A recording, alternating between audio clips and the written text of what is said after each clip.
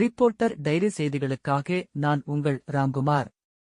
கிருஷ்ணகிரி அருகே உள்ள தாசிரப்பள்ளி கிராமத்தில் பொது சுடுகாடு இல்லாதால் முதியவரின் உடலை அடக்கம் செய்ய முடியாமல் உறவினர்கள் தவிப்பு. உடலை புதைக்க இடம் தேர்வு செய்து தருமாறு கிராம மக்கள் ஒன்று கூடியதால் பரபரப்பு ஏற்பட்டதால் தாசில்தார் நேரில் விசாரணை. கிருஷ்ணகிரி அருகே உள்ள தாசிரப்பள்ளி கிராமத்தில் கடந்த பல தலைமுறைகளாக பொது சுடுகாடு இன்றி தென்பெண்ணை ஆற்றின் கரையேறாங்கள் மற்றும் பட்டா நிலங்களில் இறந்து போனவர்களின் உடலை அடக்கம் செய்து வருகின்றனர். இந்த நிலையில் தாசிரப்பள்ளி கிராமத்தை சேர்ந்தவர் குப்புசாமி. இவர் வயது மூப்பு காரணமாக காலமானார். உடலை அடக்கம் செய்ய இவருக்கு எந்த நிலம் இல்லை என தெரிகிறது. மேலும் தென்பெண்ணை ஆற்றின் கரையோரத்திலும் உடலை புதைக்கக்கூடாது என்று கூறப்படுகிறது.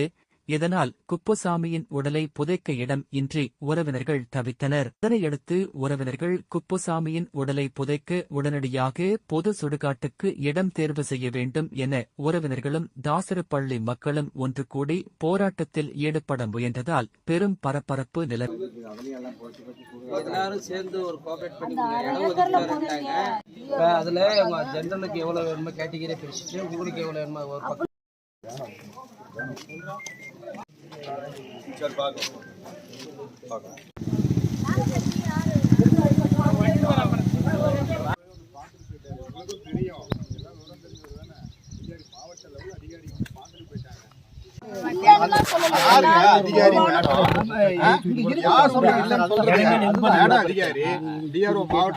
பாத்துட்டு போயிட்டாரு. வேற யாரு உங்களுக்கு இல்லன்னு சொல்றது? இங்க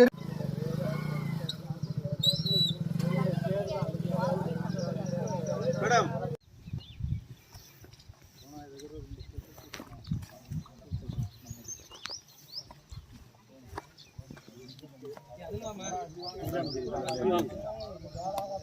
இங்க பாத்து